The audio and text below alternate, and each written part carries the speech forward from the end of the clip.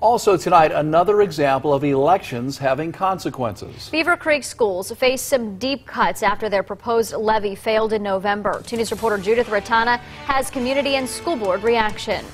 School district's November levy failed by 150 votes. Superintendent Paul Auden says that put the district behind in their finances, and it's going to have lasting impacts. Talks of cuts and changes to the school day brought more than 100 people to tonight's board meeting. The superintendent presented a plan to save the district more than $2.5 million. He's recommending cutting 34 positions. 15 of those are classroom teachers. He's also recommending changing school day hours to save on busing costs and to provide busing for all students.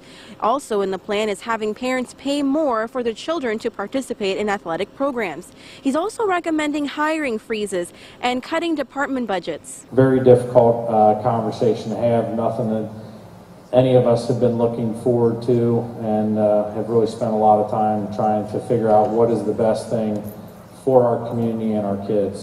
Top of those cuts, the district is also putting 2 levies on the May ballot. One of them is a renewal levy taxpayers are already paying into. The second is new. It would collect the same amount of money as the November ballot levy was supposed to.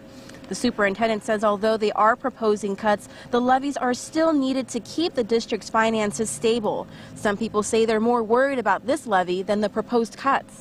I'm not really worried about them. I'm more concerned with the levy that's going to be on the ballot in May.